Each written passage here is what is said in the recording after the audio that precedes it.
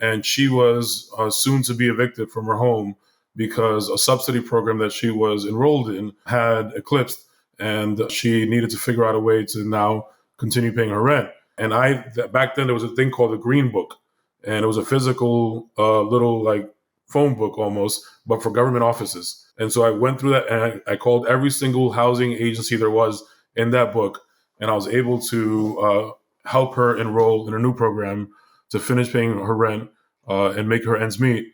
And she called the next day, and she was crying and bawling, and she was like, "You saved my life. Like, I would have been homeless if it wasn't for you. I don't know what I was going to do." And I was just like, what? I'm like a college kid who's just interning for the summer, and I just made some phone calls, and I was able to change someone's life or make them feel like I did. And that to me was like, all right, this is what I want to do for the rest of my life. I want to help people, and I want to make their lives better. Welcome to Career Cheat Code. In this podcast, you'll hear how everyday people impact the world through their careers. Learn about their journey, career hacks, and obstacles along the way. Whether you're already having the impact you want or are searching for it, this is the podcast for you. So Anthony, welcome to the show. Thank you. No, I appreciate you, man. I know it's been a long time coming with you. You are the second half of a dynamic power couple that has graced the show so far. So I'm very excited to really have you here and talk about all the great things that you're doing. We've been working on this for quite some time, but your career continues to evolve and move, and you continue to do remarkable things. So I'm excited to show the world a little bit about it. Thank you for having me, man. Yeah, like you said, it's been a long time coming, but happy to make it work, and things go in their sequence for a reason. Absolutely. So let's dive right in, man. Let's tell the world what it is you do for a living. Sure. So I'm the Bronx Borough Commissioner for the New York City Department of Transportation. So I'm basically the face of the agency when it comes to all Bronx transportation projects or operations. So DOT, we manage street repaving, sidewalks, street lights, traffic signals, crosswalks, public plazas, 794 bridges. It's a lot of the public space in New York City, and it's my privilege to be the head of the unit that oversees all of the Bronx operations. So what does that mean for you? So when you walk in on Monday morning, like what does your day actually look like, and how do you plan out your week, and what does it actually entail to be the Bronx Borough Commissioner? That's a good question. People say this all the time, but it really is true. Every single day is totally different. Every single week is totally different. My wife and I actually just started doing a Sunday family meeting where right after breakfast we go over our schedule for the week. Just because, particularly with this job, it's one of those things you have to plan around or plan through as well. So like sometimes the week will include several community board meetings in the evenings or presentations to neighborhood associations. Sometimes that'll include times where I have to be downtown in Manhattan later in the afternoon, and we have to figure out what that means, or even early morning because I have the privilege of taking my daughter to daycare every day in the morning. And if I have to be somewhere earlier that day, we have to switch. I'll say, you know what, I'll pick her up today and you drop her off. But when it comes to every day, it's like a lot of times it starts with a text from elected officials saying, hey, there's a traffic light that's not working in my district. Can you fix this? Or someone saying, hey, there's a pothole or a manhole or a crosswalk that seems to be open as a safety hazard. And sometimes it's meeting with different stakeholders like a business improvement district or a business in the Bronx having issues with something happening in their street. So every single day is different, and it's just trying to stay on top of it all. It's a high volume, fast paced work environment, and all you can do is just do whatever you can for that day. And whatever you couldn't do that day, you try again tomorrow. Got it. So you're basically like the bridge between what's happening on the ground, whether it's short-term things like a pothole or like larger stake projects like a renovation of a bridge or of an entire street that needs to be closed for a couple of months. Like the bridge between what the community hears and learns and communicates into the agency, and vice versa. Is that generally the goal there? Yeah, that's a pretty quick way to put it all together. A lot of the things that we do that will have the most reason to have the public facing role is for what we call street improvement projects, which are, we basically do maybe 9 to 10 per year. And they're almost similar to a capital project, a construction project that the city does, but we're able to be more flexible with these because we use expense dollars. So we go in there, make street improvements using paint and plastic and rubber. And we'll be able to redesign a public space and make it safer for people to cross the street or for children to get to school. And so whenever we do that, there's by design a drawn out process. We meet with the elected officials, we meet with the local stakeholders, we meet with the community board, do a presentation. And that takes a while, but it's one of those things where it's like you want to move as fast as you can, but as slow as you have to. Absolutely. Because so part of that process is doing that work, and you can't do it without it. And so it's my privilege to get to do that, to be able to tell people, here's the problem, here's our idea how to fix it. Let's work together to get to that finish line. I love it. Okay, so is this what you always wanted to do for a living? I think not particularly specifically transportation commissioner for the Bronx. I think I always wanted to do something in public service. I think I found that opportunity through working directly in government. My career has just led me to this point now where I'm here. But I think it is, one of those things where, like I said, the sequence of life just leads you to certain places. And sometimes it's by plan and sometimes it's just because you got there. And it's one of those things where I feel like I'm at the right place because it merges all of my different interests and like the history that I've been able to build through my career trajectory, like working with different businesses, working with different branches of government, just thinking out of the box and figuring out issues. And particularly what I love most about it is the physical aspect of it. You can have a physical testament to your work when you see the design changes and when you can actually point to data showing that something is safe or that there are less crashes, that it's helping people cross the street faster or easier by including a concrete pedestrian island and thinking about how many feet per second does an elderly person need to cross a super extended crosswalk.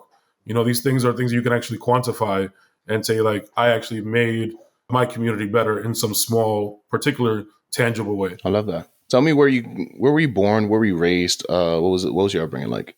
Yeah, I was born and raised in the Bronx, still live in the Bronx. I'm a Bronx boy through and through. I was born at a hospital, 188th and the Grand Concourse, Union Hospital, which now is more of a community center, I think through the lack of funding, which in and of itself is an interesting story there too. I went to PS9, MS 118, DeWitt Clinton High School, so all public schools. My family, I grew up in a single parent household. My mother's a Dominican woman who immigrated in the 80s and raised my brother and I by herself. And, I think that played a big role into my career path as well. Just thinking that, we grew up in public housing. We grew up in NYCHA at Marble Hill houses, that we couldn't afford a car. So we took the train and the bus everywhere, public transportation. That I mentioned, we went to public schools, that we were on public benefits. So when you think about it, this concept of a government, this social contract of, like having a safety net and taking care of people, it provided me an education, a roof over my head, a way to get around, a way to put food on the table. And so in so many ways for me, and it might sound corny, but it's true, it's me being in public service and being in government is a way for me to pay that back. Wow. It's the idea that government and this city gave so much to me. So the least that I could do is give something back to my community in return. That's amazing. So, and I think that's a great perspective, right? Because being of the community, from the community, right? Like you also are able to bridge back to now provide and bring that voice into the room and bring that perspective, right? Like you're not just talking at someone that has this role, but has never lived it. You literally have walked into people's shoes, right? So like, it's amazing to be able to be in a role where you can actually, be the voice for the community that you grew up and know. Tell me more about when you were in high school, right? Did you have a sense that were you always aware of that government kind of intersection in your life and how you can actually do good within government, or where did that come from? That's a good question. I think when I was in high school, I really wasn't as focused on what I was going to be doing. I knew that I was going to go to college and figure it out. I think that it was in college that I really started to figure out what I was good at and what I could offer. And it was funny because it was another one of those things that it was kind of a happenstance. I got to college. I went to Union College up in Schenectady, New York. While I was there, I think it was one of those freshman like welcome orientations. We were all hanging out, meeting each other. And I had mentioned my name, Anthony Perez, but then people kept calling me by my last name, which is like a weird thing. In New York City, everyone just calls you by your first name. But when you go to these colleges, in different parts, primarily white colleges, they'll call you by your last name. So Perez, people were calling me. And then somebody said, oh, Perez for Prez, you should run for class president. And it was like a funny thing. And I was like, oh, you know what? I might do that. And I actually ran for class president. That was the slogan, Perez for Prez. Hmm. I had it on stickers, on flyers everywhere. I knocked on every single freshman dorm door. I met every single one of them and got elected. And then that became like one of my passion things. Obviously, when you go to college, you go there to learn and get an education in the classroom. But for me, I think what I got most out of my college experience was being part of student government, was being part of all these different clubs to figure out how to get things done. And particularly too, I think when I was up in Union College, it's in Schenectady, New York. It's a town that is known as the city that used to light the world. General Electric was based there in the earlier part of the 19th century or the 20th century. And then I think in the 60s or 70s, GE left and went down south. It's cheaper and easier to maintain a headquarters down there. And the city basically lost its primary source of income. And so now you see a bunch of houses that are abandoned, that were quickly built with poor materials. There isn't as much of a tax base. The schools are deteriorating. The streets are deteriorating. And I say that because I could draw many parallels to my experience in the Bronx of feeling like my community was under-resourced. And so I found that connection there. When I was at Union, we started a club called the Union Schenectady Alliance, because Union College was ranked number 2 in the nation for having the worst relationship with its community by Princeton Review at that point. Number 1 was Trinity College. And so we wanted to find ways to improve that connection so that it didn't feel like it was just a beautiful campus with big walls separating itself from the city that it's within. And we found ways to create, like we did something called the Taste of Schenectady or Fall for Schenectady. That was the other one. We brought local businesses to campus to give out food and have students learn about what's in the community. And then we would do like mentorships with the local high schools and partnering volunteer events to clean up different parks. And when I was graduating, after doing all that government work, student government work, and also working in the community so much, I was starting to plant roots there almost, and I was interning at the district attorney's office. I had another internship where I also worked for a local nonprofit. And so they were offering me jobs to stick around and be there. But for me, I realized, well, wait, I'm from a community that needs me too. So for me, it was important for me to come back home to the Bronx to bring back what I had learned and what I had built and figure out how I could plant my roots back to where they started and give back to my own community. Wow. So remind me, what was your major in college? Political science. Political science. So, and that's particularly because I thought at one point that I wanted to eventually become a lawyer. Growing up in my household, my mom would always joke, it's like, you got to be a lawyer. You talk so damn much. And I think it's one of the things where it's also, particularly I think in immigrant families, there are certain professions that are just like the marquee routes. You either become a lawyer or you become a doctor. And it's one of those 1, 2, 3, 4, 5 particular choices. They don't say, hey, you're going to be a zoologist or, you're going to be a marine biologist. It's you're going to be a lawyer or a doctor. And I've always been queasy whenever I see blood or anything like that. So I was like, all right, I guess you're going to be a lawyer then. So political science was just one of those degrees that you could pursue and then flip that into pre-law. So that's why I initially chose it.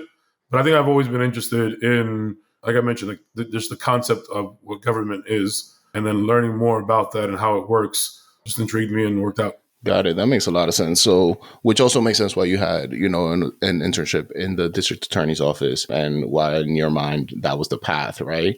And, that's actually part of the reason why we started this entire show is to highlight that you can be so much more than, a lawyer, or even within being a lawyer, you can be in so many different industries and so many different things, right? But you can be the Bronx Borough Commissioner, right? And I'm sure you didn't know that was a job when you were in Schenectady, right? Exactly. In college, right? So this just opens a window of opportunities and possibilities. Yeah. And that's actually what led me even further down this path, just by going by the traditional paths and routes that are promoted as sometimes the only way or the best way. One of those pieces of advice was, if you want to go to law school after college, you should have a really good internship your junior summer, so that when you're applying, you have that on your resume.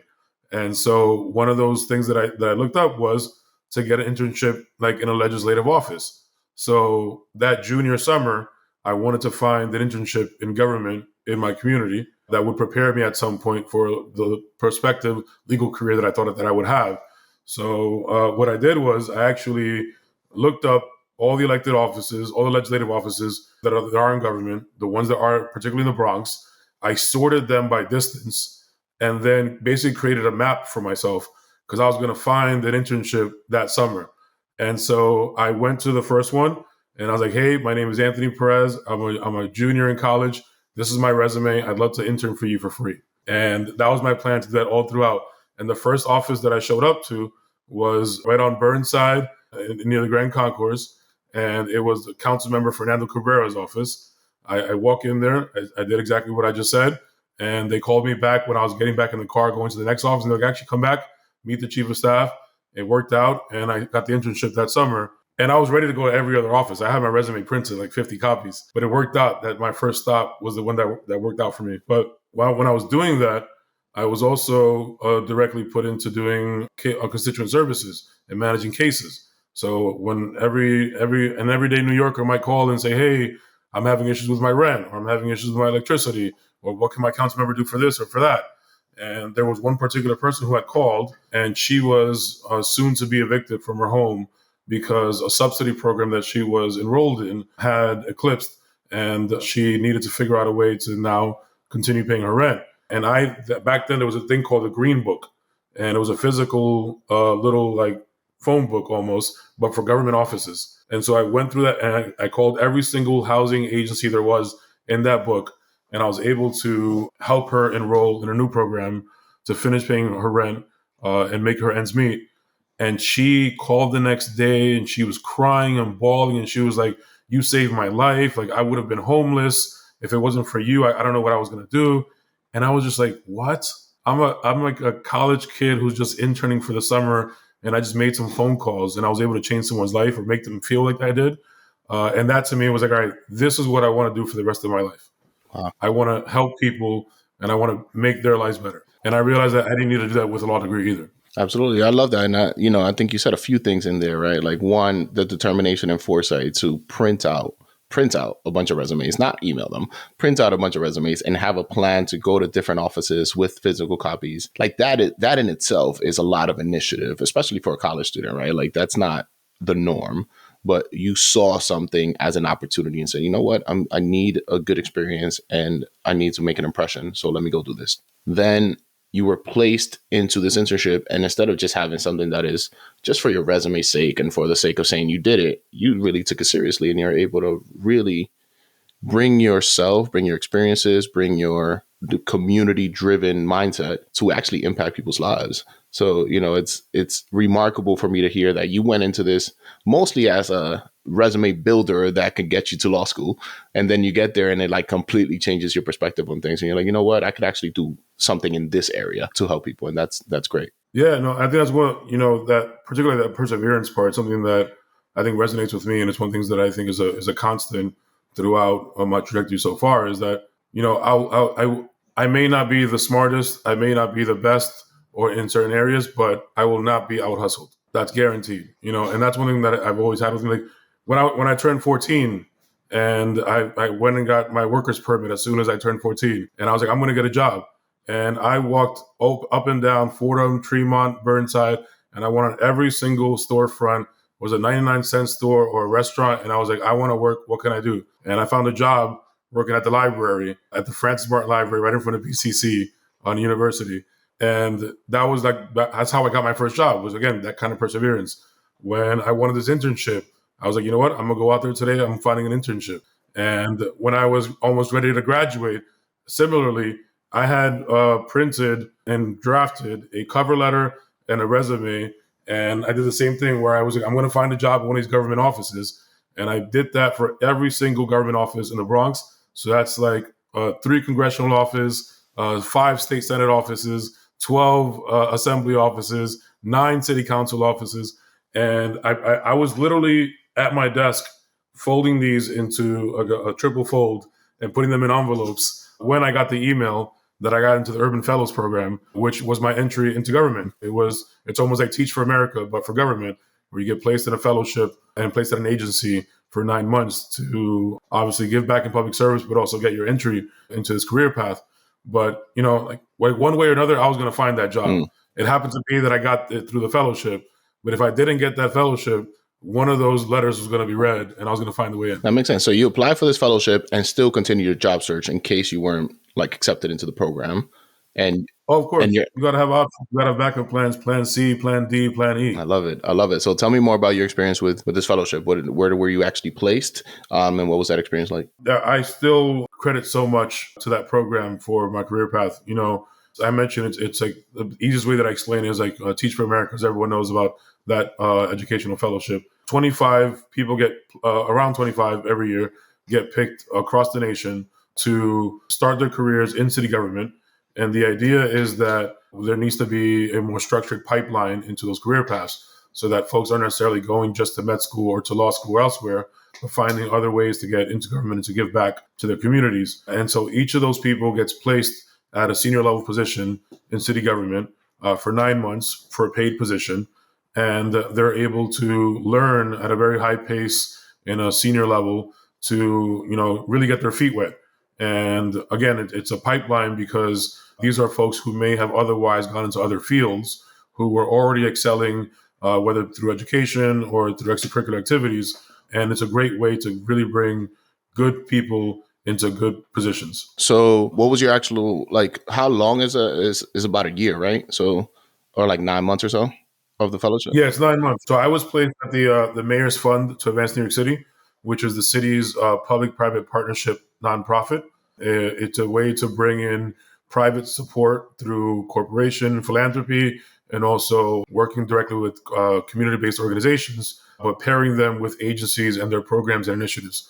I loved it because even that particular role was able to give me like a 30,000 foot view of how government works, because I was able to work with so many different agencies. I was able to work with educational programs and after school programs and alternative to incarceration programs and working with seniors and veterans. And it was like, oh, look at all the different cool things the government can do.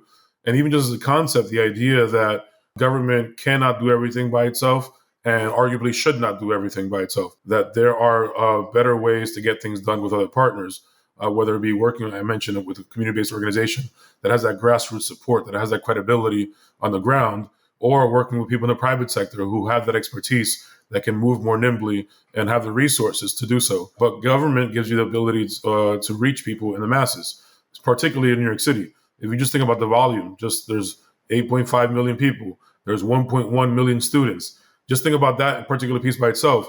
We have a department, the Department of Education, that has a direct connection with 1.1 million families that with one email can reach that many people. That's something that like a private company would die for, that kind of access, that kind of reach. But that's one thing where every different component or stakeholder has a different thing that they bring to the table. And so being at the table from the government perspective, I think is a really cool aspect to be able to think about, like, how can we solve this problem and what can I do to do my part? Absolutely. And, this sounds like very early in your career, you were able to see how government can actually have impact in different ways, how it intersects with the private sector, how it can have direct impact on communities. And, that's a lot of exposure for someone coming straight out of college, right? Because on one end, you grew up in New York City and you at least were aware of like government interventions that played a role in your life. But now being on the other end and seeing how, well, sometimes it's not just government. Sometimes it's government and a foundation, government and a corporation, and just seeing how that works and then applying that to your knowledge going forward. It seems like a lot of really interesting exposure early on. Yeah. And I think it's just finding ways to think outside the box to solve a problem, that there isn't just one path or one solution or one cookie cutter approach. I think about even it's kind of simple, but it was what worked for me, or what resonated with me at that point was, one of the first initiatives that I was tasked to work on was helping expand Summer Youth Employment Service, SYEP, that give a work experience to young adults in New York City, starting at the age of 14 up to 24, and gives them a summer job. And at that point, there were 110,000 young New Yorkers who were applying for this program, but there was only enough funding to give 30,000 of them jobs. So, over 80,000 people were disappointed, and their families, who needed that income, who needed that experience, who needed that activity in the summer to avoid summer learning loss when they're not in school. And I was tasked to help find ways to help increase the funding. And so we like found different foundations and grants and so forth, and did fundraisers to support that program. But one thing that that resonated with me was I was working with this one person who worked at the Department of Youth and Community Development, and one of the solutions that he had was trying to figure out, well, what if we, reduce some of the hours or change around how we do the pay structure, and if we like tweak all these different components in the formula, we're able to increase the number of participants by like 30%.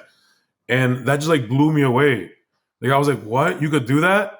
Like you can just like redesign how a program is structured and you're able to increase its reach and impact. And I was like, that's cool. That I want to do that. I want to figure out, it's not just, all right, here's a problem. I mentioned 110,000 applicants, 30,000 spots, X amount of dollars. What's on the other side of the equation? The simplicity is raise more money or get less applicants. But there's way more ways to really get in there and make tweaks to it. And I think that kind of like, it made the world so much more three-dimensional to me. Like it's not just black and white or two-dimensional in that way. And I was like, it gave me a new perspective in terms of how I can have my role in trying to solve society's problems. Absolutely. Wow, that's a great, again, just exposure early on, right? So like now I'm sure you carry, if not that exact solution, right? But just the thought of thinking outside the box to solve some of these problems. And, as a former SYEP graduate, I appreciate that there are people in government that are trying to solve these problems in unique ways, given constrained resources, right? Like taxpayer dollars only go so far. And so thinking about ways to think outside the box and to provide opportunity to more families is remarkable. Tell me about how you were able to position yourself, because you stayed at the Mayor's Fund beyond your fellowship, right? So tell me how that transition happened. Yeah. So, by design, the program was almost like a matchmaking service. We started with a booklet that listed about 60 different positions at different city agencies. It was like just a paragraph about what the agency did and what the role would be. And then we picked from that booklet which spaces we wanted to apply for. And that was all done in a span of a week. So we basically did 25 interviews in 1 week, 4 to 5 interviews per day. And then you ranked where you felt you were the best fit. And then the people interviewing also ranked the folks that they had met with. And so from the get-go, we had each ranked each other at the top. And so we knew it was a good match in terms of what I had to offer and what the work that they needed. So at the end of the fellowship, it was like a contract extension. It was just like, hey, let's make this official. This worked out so far. I think there's more work to be doing. It worked out well for me as well because of the timing in that administration. It was Bloomberg's third term. It was his 10th, 11th, and 12th year in office. And so I was working with seasoned government veterans who had been doing it for at least a decade or more. It was like a well-oiled machine. At that point, it was also a mayoral transition. There was an election that year. That's when Mayor Bill de Blasio was elected. And I think a lot of folks who were in those positions either, stayed within the Bloomberg world or went to work at his foundation or went to work at his corporation or found jobs elsewhere. I think a lot of times, obviously, in a more practical sense, folks don't want to be left flat-footed in a change of leadership where you may be left without a job. But I was in a flexible position because I was so young. I could take a risk. I just had my first apartment. All I had to figure out was how to pay $800 that month. And as long as I could do that, I could take some risks. So I was able to stick around, and it worked out well too, because towards the end, the final months and a year of that administration, folks, there were vacancies that were coming up, and I had to step into some roles in an acting position. So for a while, I was acting director of finance, and I was like 24 years old, managing like $60 million in philanthropic funds. And I had to figure out how to do Excel formulas. Like I had to figure out what the hell it meant when someone asked for a no-cost budget extension. And those are things that you learn on the job, trial by fire. I think in an ideal scenario, you probably learn it much earlier on in an educational setting, like at a master's degree, but it was like a master's degree in real time. You figure it out as it went because there was no other choice. I took advantage of that because I learned every position that I had to do. I had to figure out how to onboard a new employee, how to do their HR, what COBRA meant when it meant for health insurance. And these are things that I just had to figure out how to step into. And that was a big learning experience for me. And I think really trained me almost like a boot camp to just figure it out. Which makes sense, right? And especially being so young and being tasked with so much and figuring out how to actually use that to your advantage, right? Like you could have also jumped ship, but you saw an opportunity there. You're like, you're right. All the senior folks are going to leave. This creates a gap within our organization. How can I bring my best self and actually get through some of this, right? Which led to you basically having like 3 or 4 different roles within 3 years in that organization, right? And being able to like continuously progress your career accelerated, right? In an accelerated way that you would not have had that opportunity anywhere else at that time. Right. And I, as it relates to, the theme of this podcast, Career Cheat Code, that's one of the things that I leverage as well when it comes to how my professional career trajectory is being reflected. So like on my resume, I break down particularly the Mayor's Fund track all the way down. So I put like the organization and then I list those 4 or 5 roles and the time span that it shows, because it shows that progression. Like I came in as an urban fellow, which is basically like a glorified internship.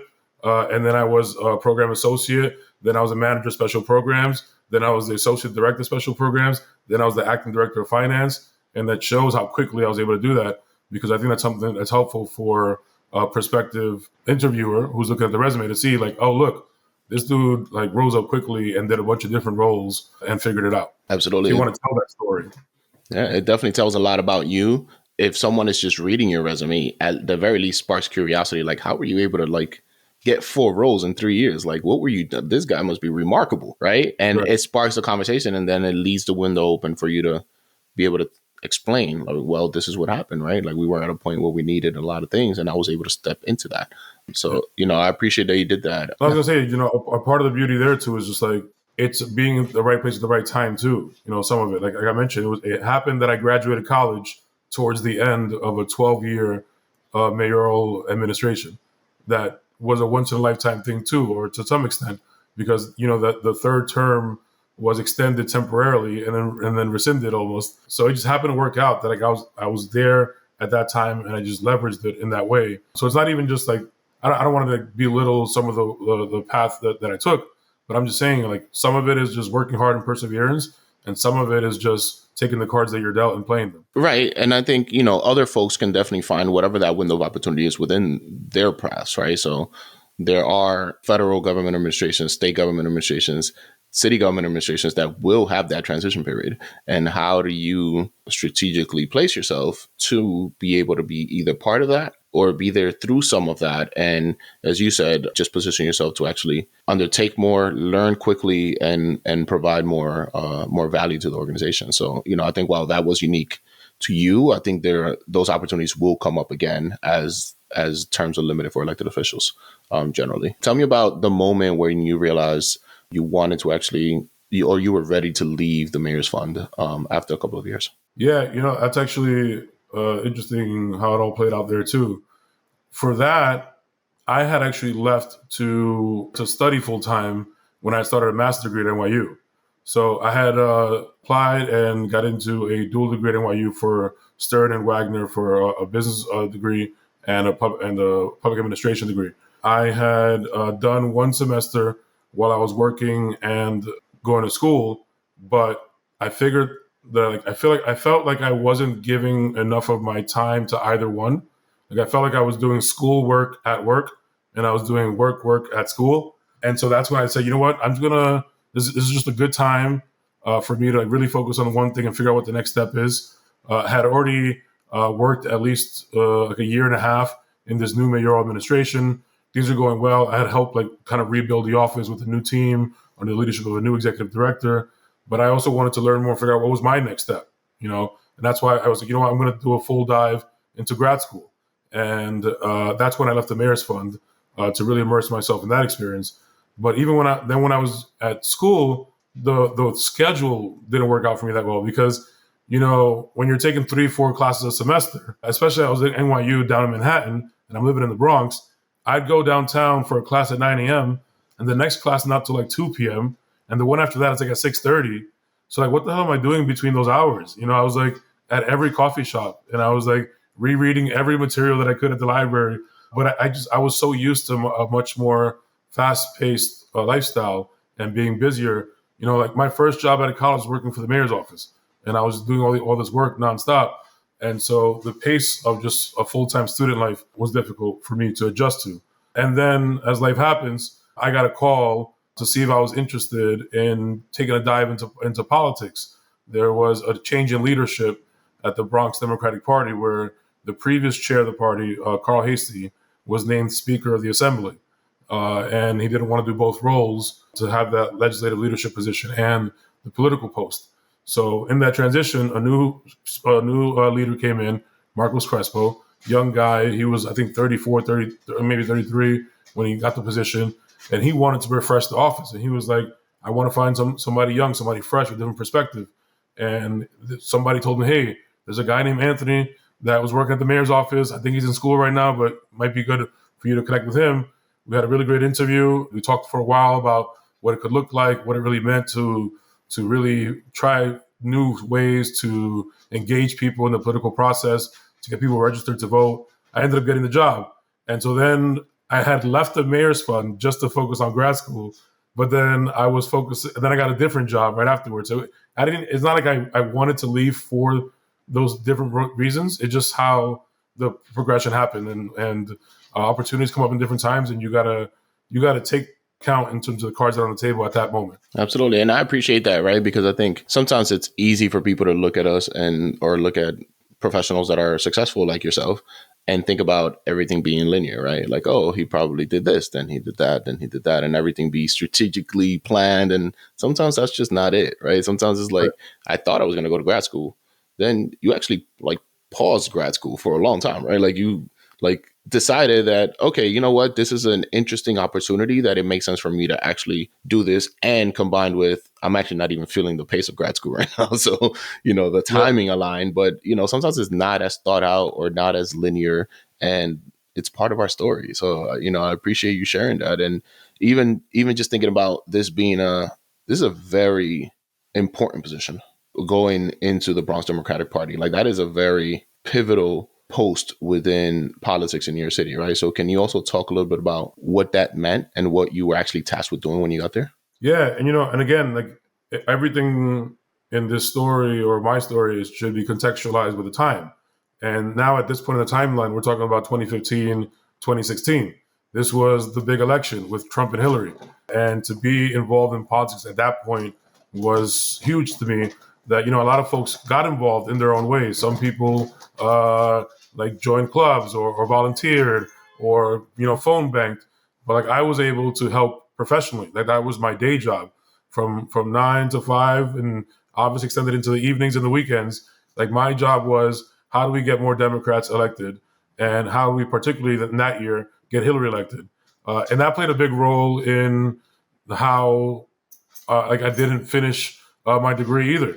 Because at that point, at least what I told myself was, I'm going to take this fall semester off because the election's coming up in November, and I'm just going to fully work on this.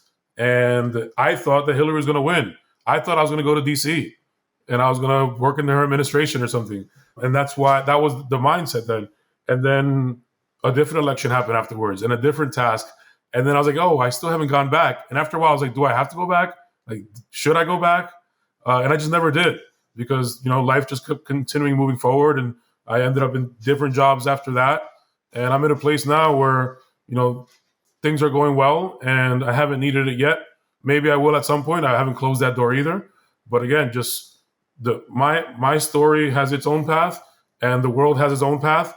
And where you are at that point in time will determine what your next step is. Certainly. That makes a lot of sense. So Hillary did not win. Spoiler alert. And you stayed within this role, right? So tell me, what does it mean to be in that role? Like, for people that may not be familiar, right? Because I learned about that type of role when I was at the New York City Economic Development Corporation doing government community relations work. I needed to understand what the heck you were doing. And at that point, our paths had crossed in different ways and we connected generally around that time more. But tell me about kind of the importance of that role, how you were able to bring some of those things that you spoke about in the interview to life over the next couple of years. Yeah, in the Bronx in particular, there's been the political organization for the Democratic Party is the Bronx Democratic County Committee. It's the actual campaign account that's registered with the state of New York for the Board of Elections.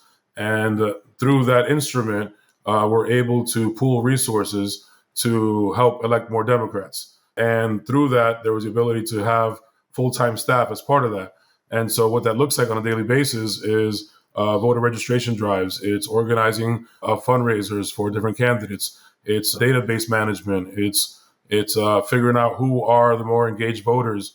It's looking at what we call triple prime voters, people who have voted in at least the last 3 elections that are there. Those records are public in the sense that you can't see who someone voted for, but you can see whether they voted. And you can see what their voting record was in terms of like an attendance. And you can use that in ways to further engage people. And I think it's one of the things that it's part of the cycle of public service too, because you want people to get engaged in picking our city and state and nation's leaders, because those leaders then have a direct role in the policies and laws and legislation that impact our daily lives. So, in terms of being someone that came into this career path through direct government service, the political side of it is important too. It's important to know who our leaders are, what their mindset is, and who are the people that they're going to employ to help execute their plans. So for me, I think I also viewed it as a different perspective, a different stakeholder that's part of that larger equation. I had worked from the nonprofit side through the Mayor's Fund, even though it was part of government. I had worked directly in government since in city council and now in infrastructure and transportation in my current role.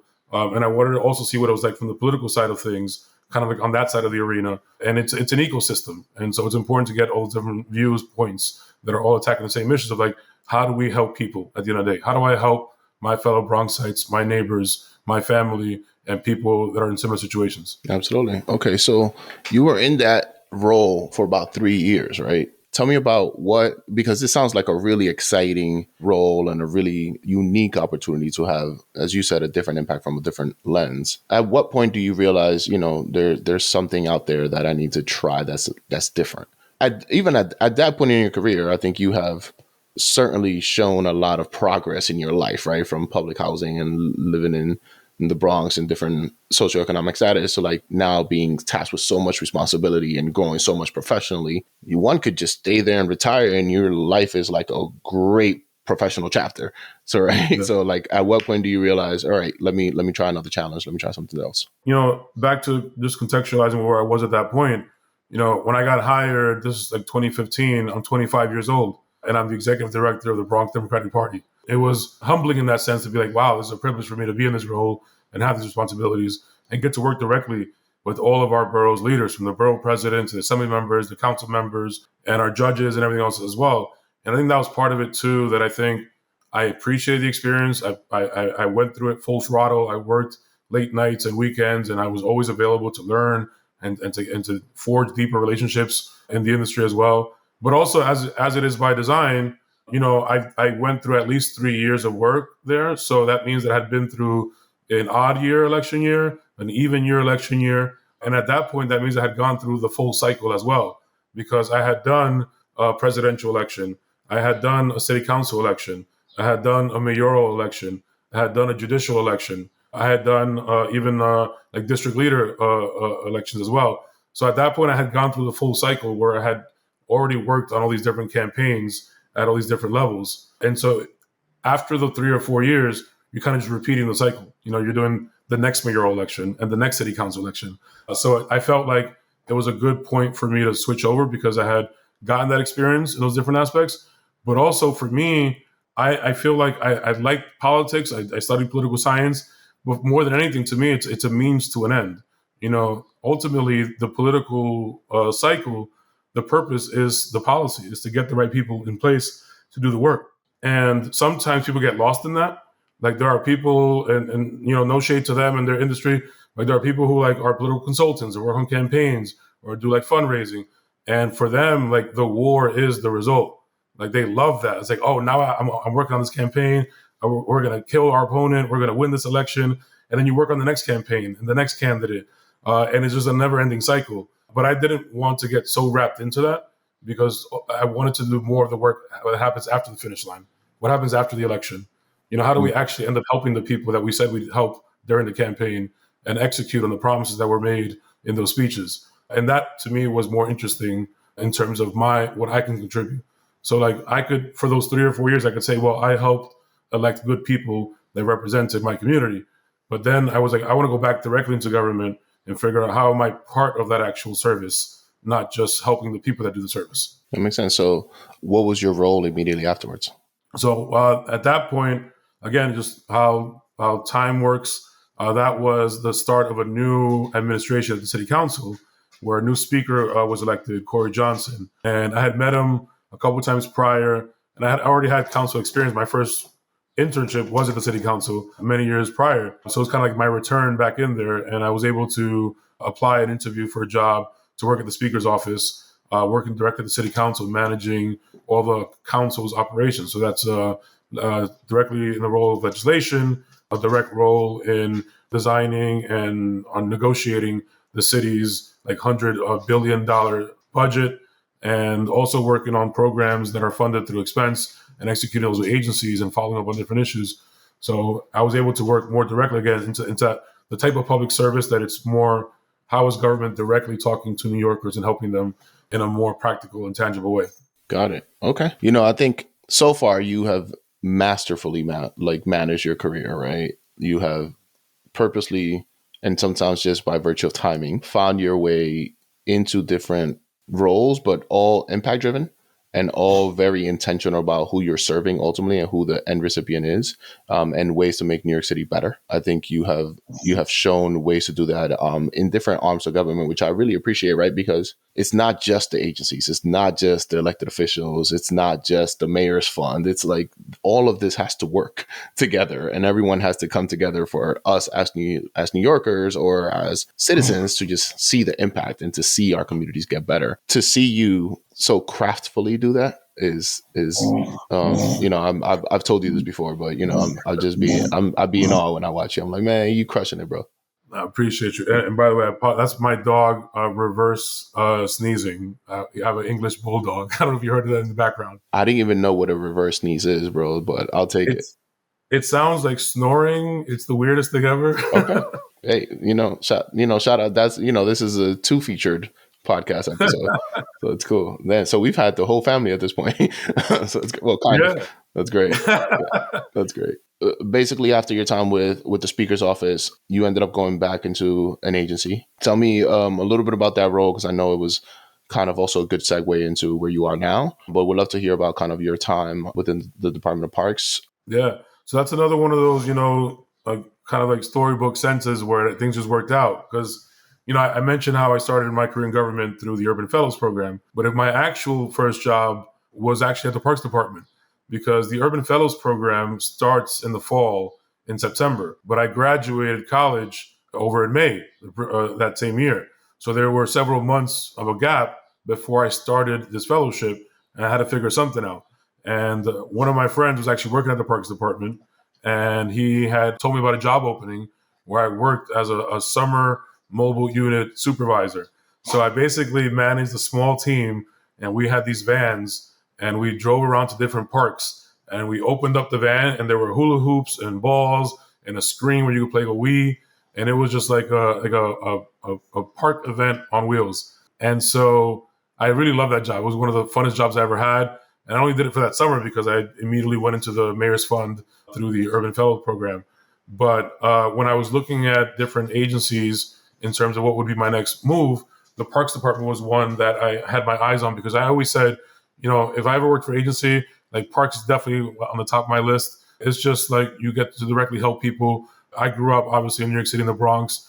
Going to my parks in my community were like my saving grace, where I met friends, where I found things to do, where I got more connected to my community, and it helped my community feel more like a home.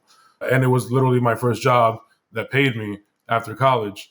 And so I had applied for a position there, which was for the Borough Commissioner position.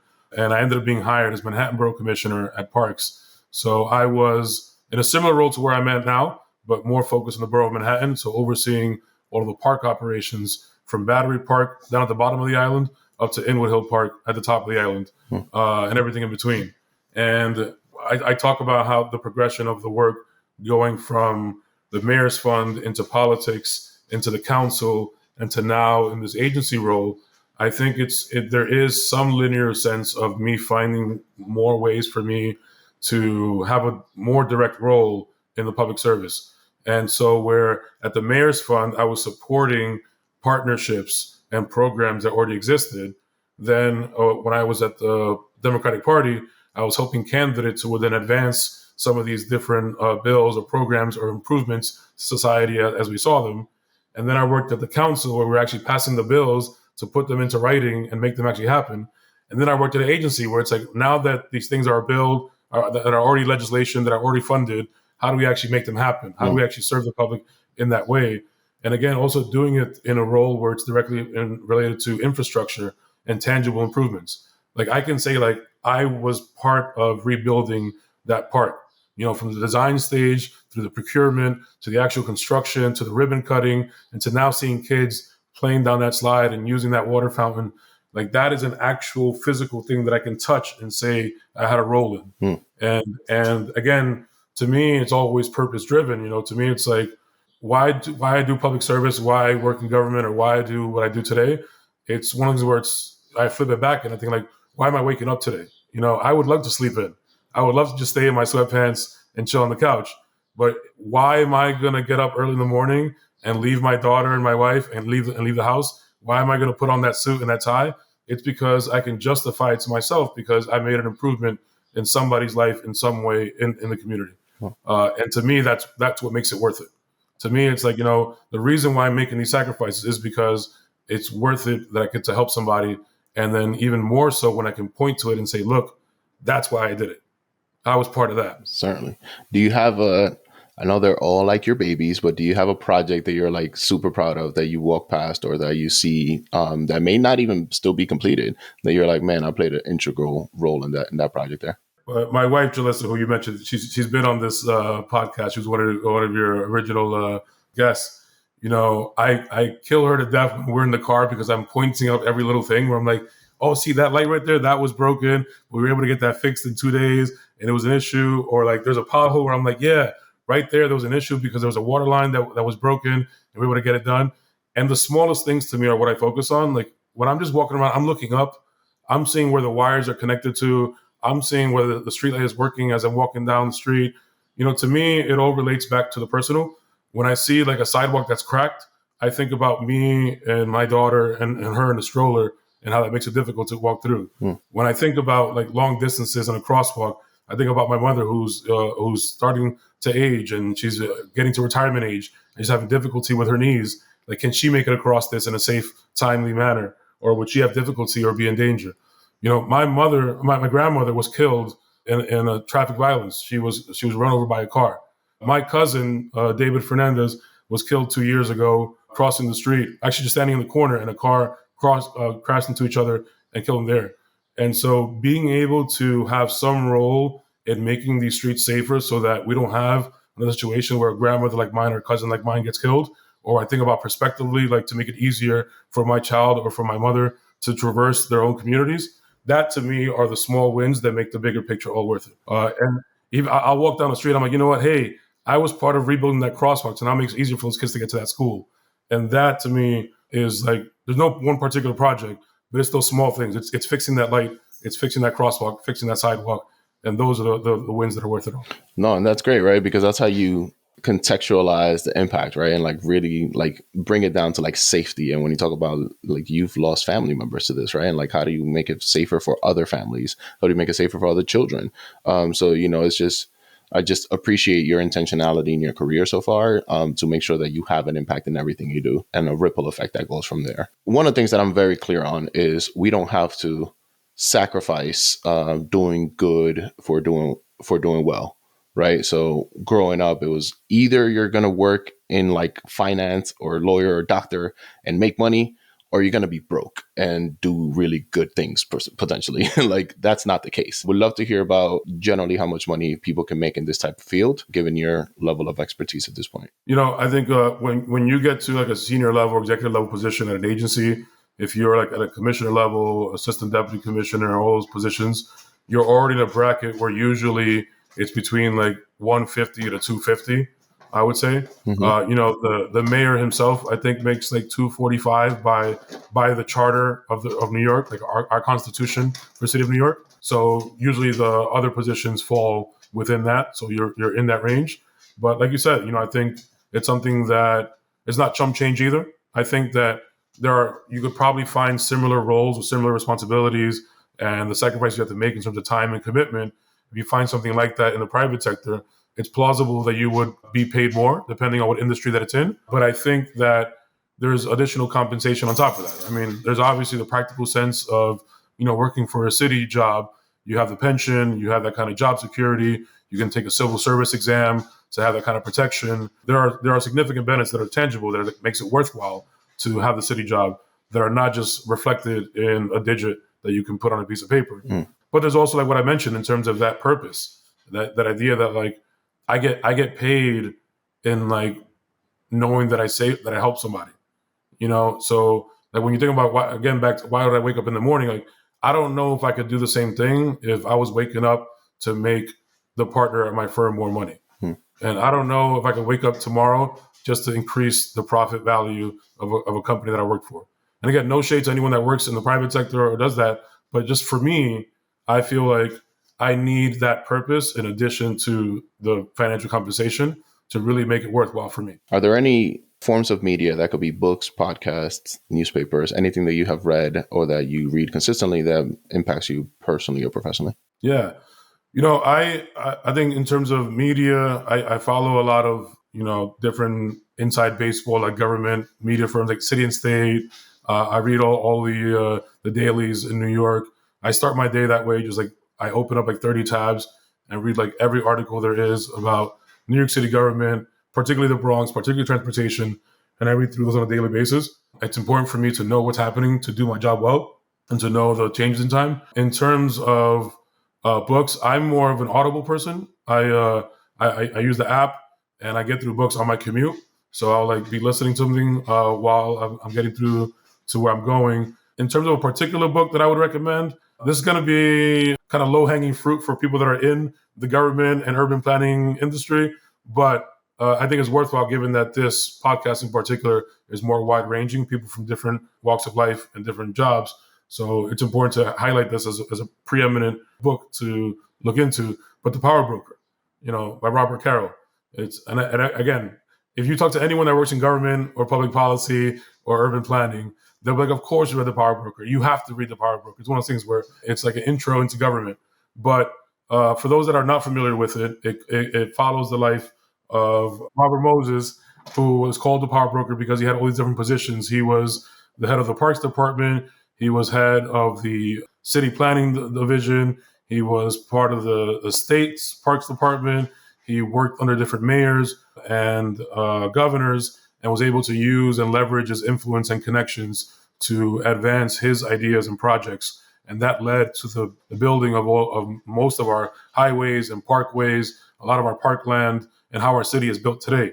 Personally, I don't agree with all of his ideas and what he pushed for in terms of what resulted in them. I think that we're an overly car-centric city now because of the way that we were built. And there are certain things, like, for example, that he did wrong. Like he built highways with tunnels that were shorter just so public buses couldn't go through them. But with that said, I think it's almost like a good playbook to figure out how he did it, not what he did.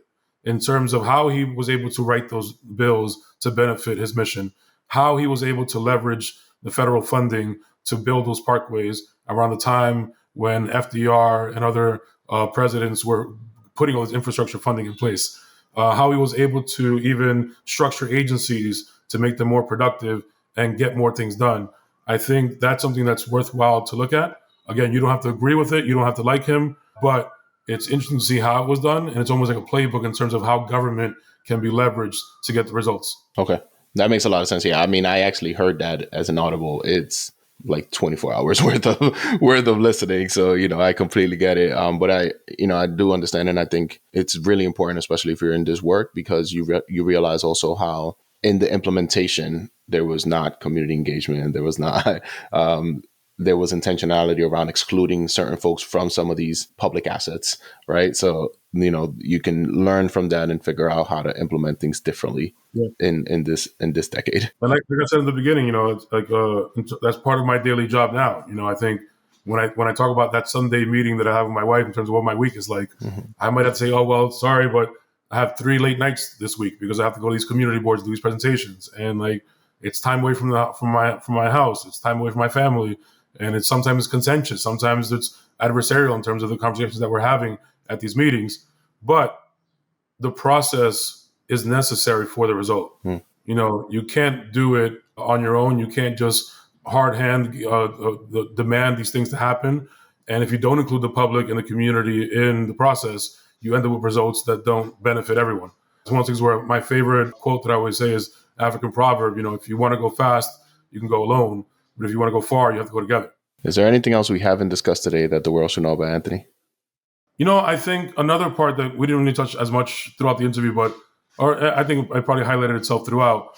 But, family to me is one of the most important things. It's one of the reasons actually why I did my most recent transition from Manhattan Borough Commissioner at Parks to Bronx Borough Commissioner at DOT was particularly and realistically the proximity to my home. The idea that, conceptually I get to work on projects that are directly in the communities that I grew up in and was raised in, but also literally that these are the streets that I do live in right now, that my office is 10 minutes away. There were days where when I was working in Manhattan, I would have to leave earlier than my daughter woke up, and I'd get back home when she was already back asleep. So I'd have a full day without seeing my daughter at all. And those days killed me. And so I was able to find a way to also balance out my personal life. That's an important thing about your career too. And especially as men to say that too, that it's not just for women to figure out how to be parents and be moms, but for men to also be dads, to have that as part of your job. So that when I say I'm Anthony, I'm a father, I'm a husband, and I'm also the Transportation Commissioner for the Bronx. But some of those titles are more important as well. And I think that's an important thing too, to balance out, that it's not just how do I get the highest ranking job or the highest paying job, but it's like, how do I live a fuller self of me? And part of that is balancing your personal life too. So to me, I think part of my fuller being is also being a father and being a husband and figuring out how that fits into my professional life too. I love that. And that's a great note to end on. Thank you for joining us today. I really appreciate it. Appreciate you, man. Thanks for having me. And I'm happy to be part of this illustrious crew of guests that you've had so far. Appreciate it. I hope you enjoyed this episode. If you did and believe on the mission we're on, please like, rate, and subscribe to this podcast on whatever platform you're using, and share this podcast with your friends in your networks. Make sure you follow us on Instagram and LinkedIn at Career Cheat Code, and tell us people or careers you would like to see highlighted. See you next week with some more cheat codes. Peace.